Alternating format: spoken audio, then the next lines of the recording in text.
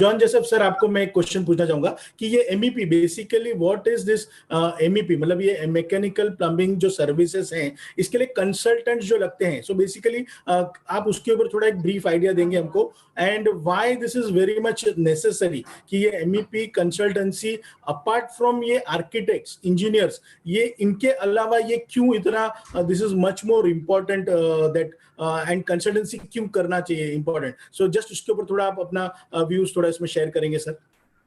Thank you all for inviting me for this wonderful Yes. webinar.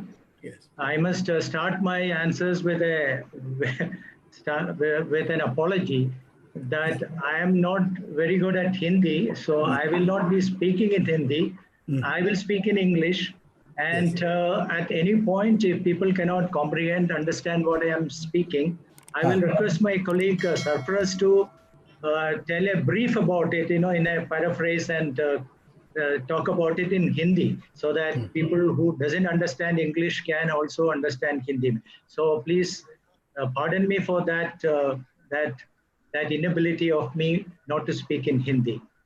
Now, since you are asked a question about MEP consultancy, now I'll have to start with telling what MEP means. MEP, as you can see on the slide here, is essentially talks about the HVAC. HVAC is heating, ventilation, and air conditioning systems, electrical systems, plumbing systems, and fire protection systems. That is the basic elements of MEP. Now, as the lifestyle of the people have changed, as the complexity of the building construction has changed, the size and height of the buildings have gone up higher and higher. The scope and elements of this MEP has also gone substantial changes. Now, when we talk about MEP, it does not only speak about HVAC or electrical or plumbing or fire systems.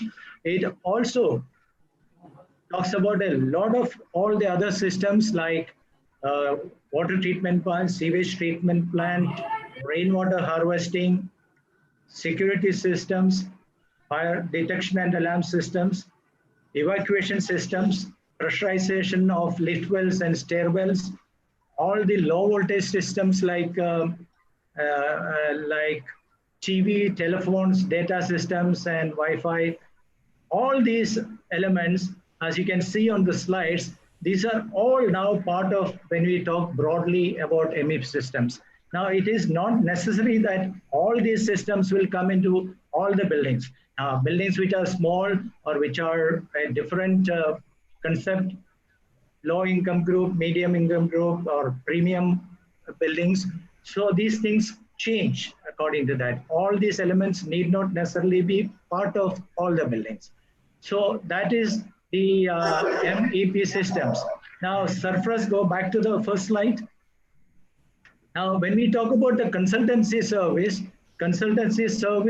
starts with conceptual design, then we go to the schematic designs, detailed engineering, tendering, then construction management, and finally, when the project is, all the constructions are over, we test, commission, and hand over. So this is broadly what a consultant can do in a building construction, design and construction. Now, all these elements will go hand in hand as part of, along with the architectural and structural designs. When the architect do the concept design, the MEP concept also should be ready so that we can coordinate with them and get things dovetailed into the building design. Same way at the different stages of it.